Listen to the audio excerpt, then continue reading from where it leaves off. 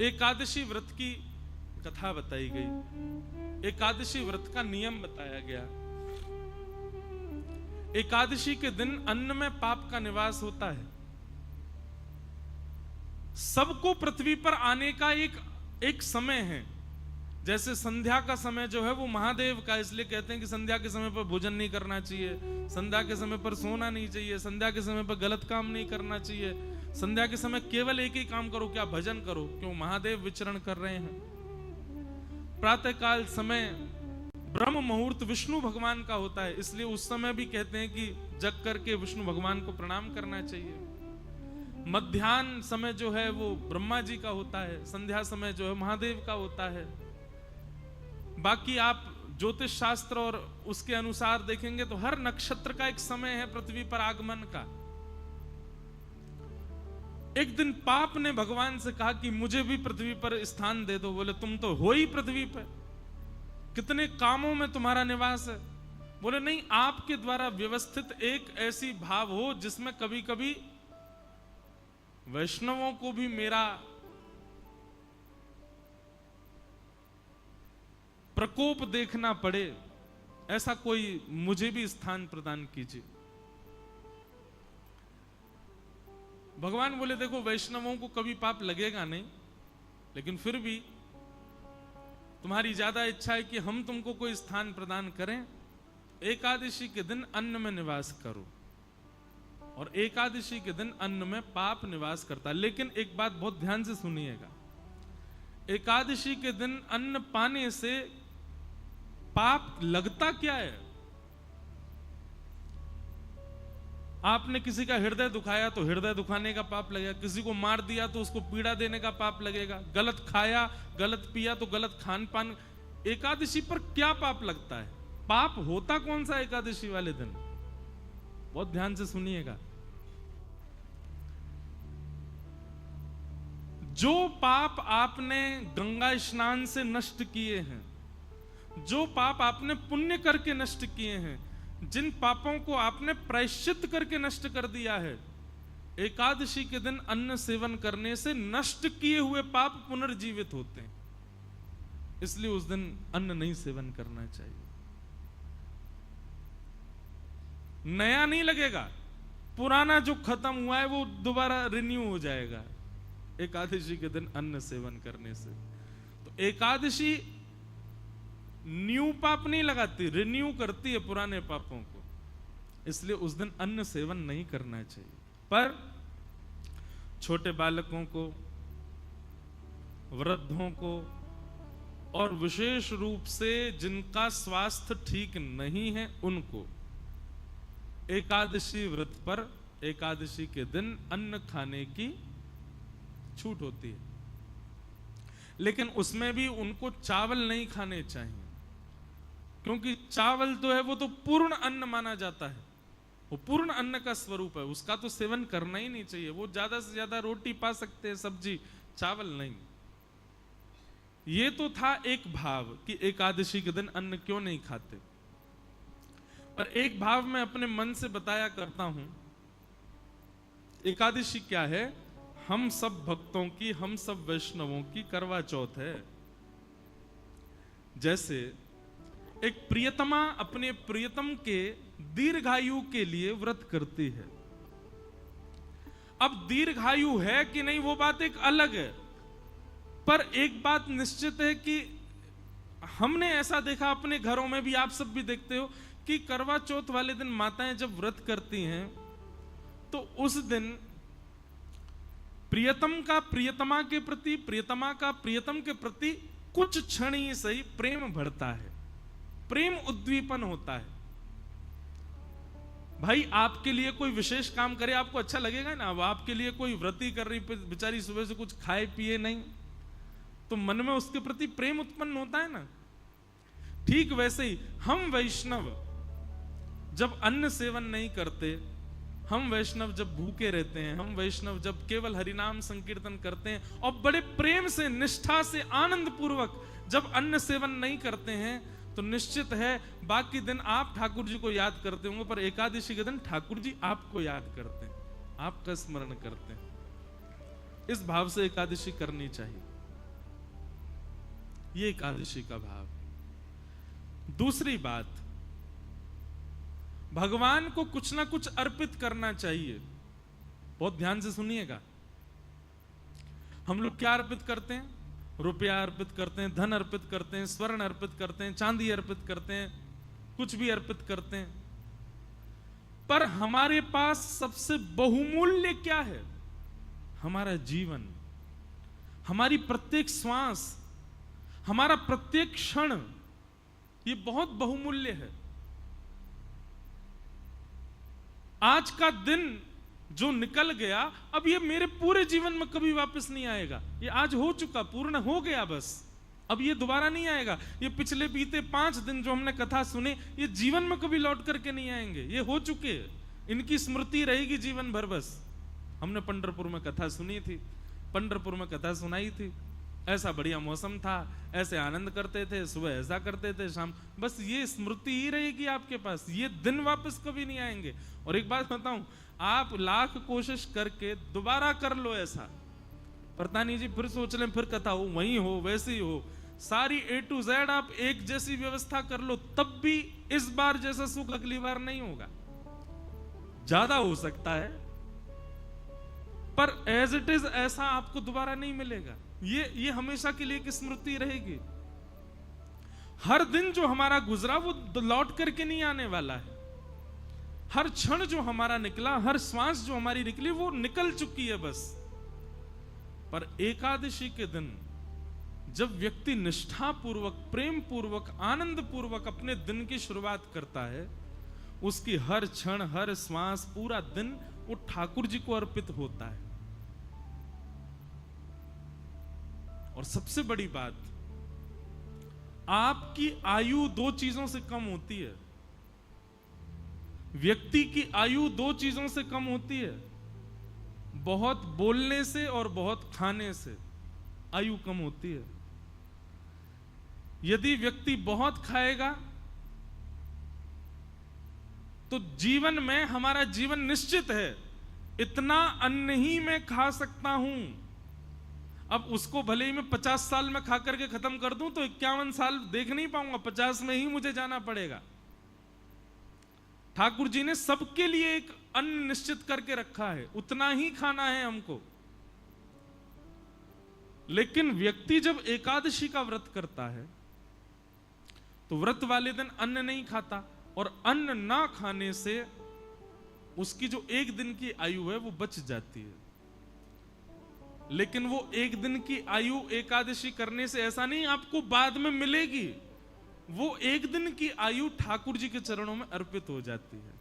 व्यक्ति ने अपना 1 दिन प्रदान कर दिया ठाकुर जी को। नाथ, मेरी प्राण सबसे बहुमूल्य, मेरी आयु बहुत बहुमूल्य है, मैं अपनी आयु 1 दिन की ही कर, अब इससे ज्यादा तो क्या करूं, मां कलयुगी पापी जीव हूं मैं, पूरी तो दे ही नहीं पा रहा। कम से कम महीना में ये 2 बार की एकादशी की 2 दिन की आयु आपको प्रदान कर रहा हूं। ठाकुर जी को चाहिए नहीं, पर प्रियतम को प्रसन्न करने के लिए कुछ तो बहुमूल्य दें, तो हम अपनी आयु ठाकुर जी को अर्पित करते हैं कि नाथ ये आयु आपके। अच्छा, आयु ठाकुर जी को देते हैं मतलब अपना 1 दिन पूरा हम ठाकुर जी को दे चुके हैं। हमारे जीवन में 365 दिन है, हर दिन हम किसी ना किसी को दे रखे हैं। विशेष रूप से किसको दे रखा है? 2 लोगों को, एक तो लक्ष्मी को, दूसरा अन्न को। इन दोनों को हम हर दिन देते हैं, अन्न को भी हर दिन देते हैं, लक्ष्मी को भी हर दिन देते हैं। लेकिन ये एकादशी के दिन जब आप व्रत करते हो तो पूरा दिन ठाकुर जी को अर्पित हो जाता है, ठाकुर जी को दे दिया जाता है। एक प्रकार का महादान भी है एकादशी का व्रत करना। वैष्णवों के अंदर 3 निष्ठा होनी चाहिए। पहली नाम जप निष्ठा, दूसरी एकादशी निष्ठा, और तीसरी तुलसी माला पहनने की निष्ठा, तुलसी निष्ठा। अगर आप 3 निष्ठाओं में निष्पन्न हो तो आप वैष्णव हो। तो इस प्रकार से एकादशी व्रत का महात्म्य और महत्व बतलाया गया।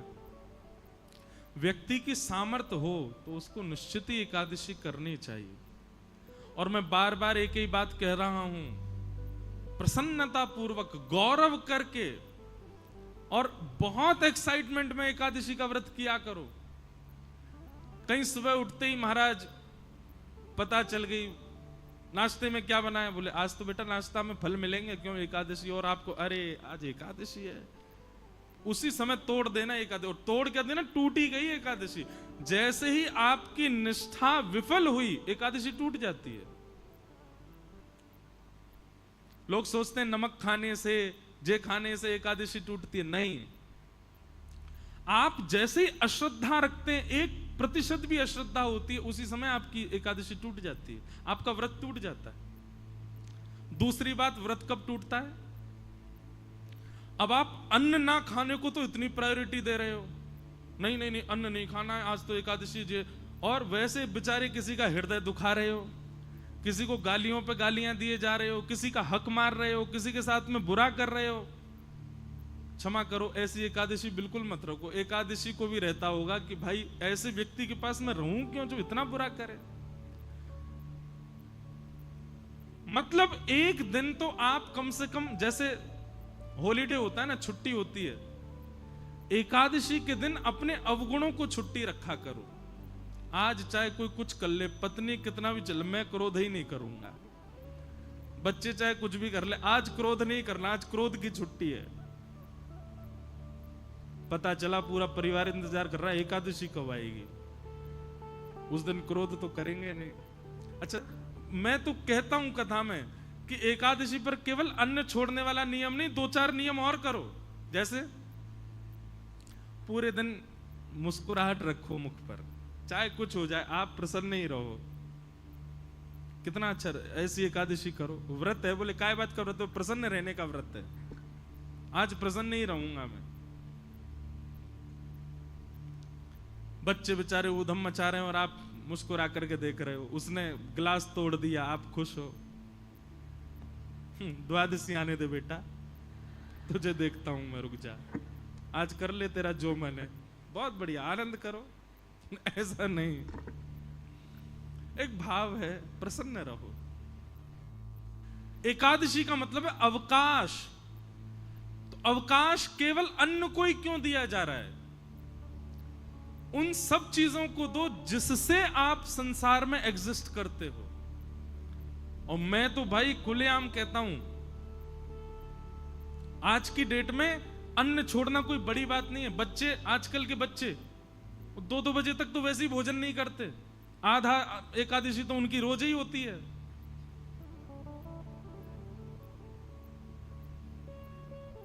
भूखा रहना कोई बड़ी बात नहीं है आज की डेट में। एकादशी का मतलब, व्रत का मतलब अपने एडिक्शन का त्याग करो। जिस समय व्रतों का निर्माण किया गया उस समय मानव का एक ही एडिक्शन था, भोजन। उसको यही रहता था कैसे भोजन मिले। सुबह उठते ही बच्चे घूमते रहते थे मां के पीछे, क्या बोल, पराठे बनाओ, भोजन। भोजन कर, नाश्ता कर लिया, उसके बाद भोजन करा, उसके बाद रात्रि का भोजन ही एडिक्शन था। क्योंकि उस समय इलेक्ट्रॉनिक्स नहीं थे, उस समय फोन नहीं था, उस समय इंटरनेट नहीं था, तो उस समय व्यक्ति पे है ही क्या, बस भोजन का ही वो पूरे दिन योजना बनाता रहता था। सुबह कहां खाऊंगा, शाम को कहां खाऊंगा। इसलिए व्रत के नियमों में भोजन का त्याग रखा गया। पर अब स्वरूप बदल गया, अब भोजन की जरूरत नहीं व्यक्ति को। अब तो इसकी एकादशी करो।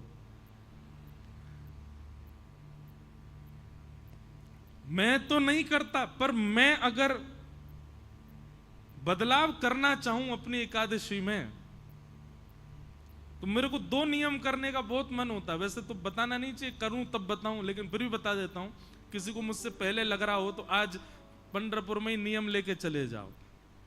एकादशी के दिन 2 नियम तो करो। पहला, मौन, बोलो मत। और ये आपके ऑफिस को, ये आपके फैक्ट्री के लोगों को, दुकान के लोगों को, परिवार के लोगों, सबको बता दो, भाई तुम मुझसे पूरे महीना बात करो, एकादशी के दिन मौन रहूंगा मैं। और दूसरा, एकादशी के दिन इसका प्रयोग मत करो। और करो तो केवल कॉलिंग उठाने के लिए उठाओगे तो करोगे क्या? बोल तो सकते नहीं हो। मौन रहो और इसका प्रयोग मत करो, इसको भी स्विच ऑफ रखो। सबको एक दिन पहले ही 10वीं कोई मैसेज डाल दो, कल एकादशी है, फोन बंद रहेगा मेरा। महाराज तब असली एकादशी मानी जाएगी आपकी। और फिर करना क्या, पूरे दिन केवल हरि स्मरण। सुबह जगन्नाथ जी के स्मरण से प्रारंभ करो, मध्याह्न द्वारिका जी का स्मरण करके, दोपहर में व्रजमंडल का स्मरण करो, सब कथाएं आदि श्रवण करते हुए रात्रि में पंढरीनाथ भगवान का स्मरण करके फिर अपनी एकादशी को विश्राम दो। ये है मूल एकादशी, है वास्तविक एकादशी। एकादशी को लोगों ने आजकल फैशन के रूप में एकादशी कर रहे हैं, उसका भी एक रूप बना लिया है, उसको भी एक एंजॉयमेंट। ठीक है, एंजॉय तो करना है, पर भगवत स्मृति के साथ में करना है। और आज की डेट में क्षमा कीजिएगा, भगवत स्मृति में सबसे बड़ी बाधा है ये, सबसे बड़ी बाधा। अब प्रयोग करने के ऊपर है, आप किस रूप से उसका प्रयोग करते हो। तो एकादशी व्रत करो, और व्रत किसका करो, अपने एडिक्शन का व्रत करो, अपने बुरी भावनाओं का व्रत करो, अपनी बुरी आदतों का व्रत करो, उन सब बातों का व्रत करो जिनके बिना आप रह ही नहीं पाते हो। उनका व्रत एकादशी के दिन हो, तब आपकी मूल एकादशी।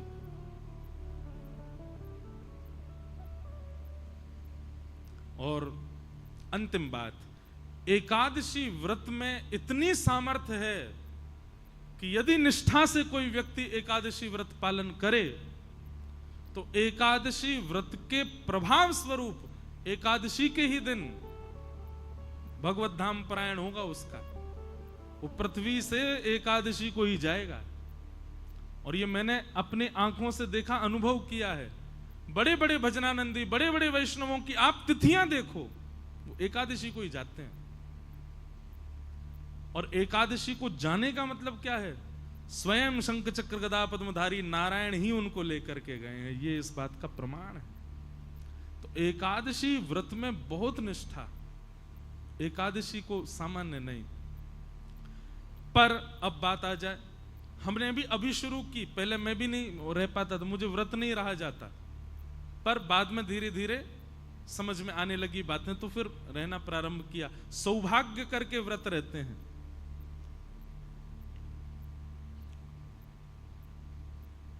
लेकिन अब कई जगह एकादशी निषेध है, जैसे जगन्नाथपुरी में वहां एकादशी नहीं होती, जैसे हमारे श्री वृंदावन के राधा वल्लभ जी मंदिर में वहां एकादशी का भाव नहीं, जैसे वृंदावन के बिहारी जी में, वृंदावन बिहारी लाल जी में भी एकादशी नहीं होती।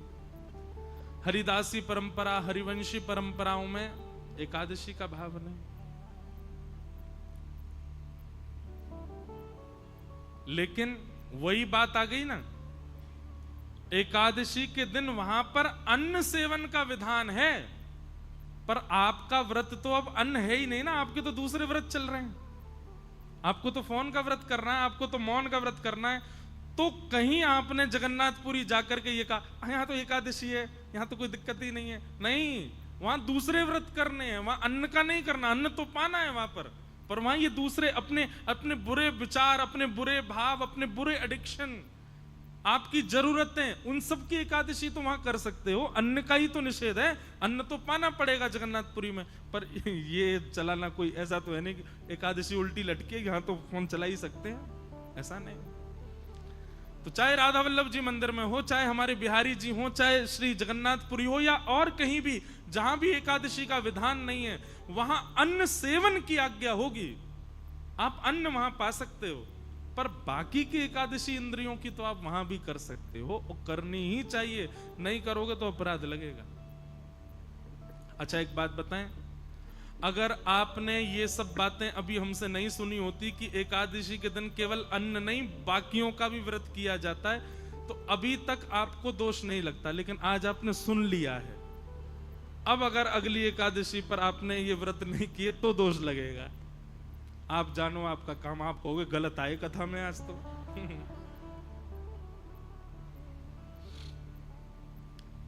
अब सुन लिया है ना आपने, अब तो आपको पालन करना पड़ेगा। फोन ही नहीं, चलो आप कहोगे ऐसा हमारा काम है कि बिना फोन के तो एक दिन नहीं चलेगा। वैसे तो व्रत ऐसा ही होना चाहिए जिससे एक दिन चले ही नहीं पाए, उसी का व्रत करो, वही तो व्रत है फिर। लेकिन फिर भी कुछ न कुछ नियम ऐसे बनाओ। केवल जीव की क्यों होती है एकादशी? ये 10 इंद्रियां हैं, 10 में से चुनिए और हर एक की एकादशी करवाओ।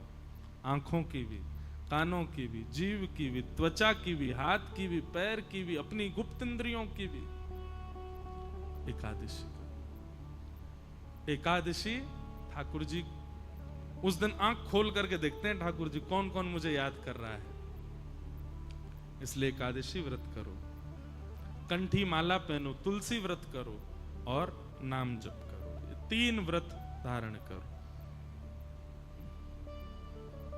इस प्रकार एकादशी व्रत की बात बताई गई।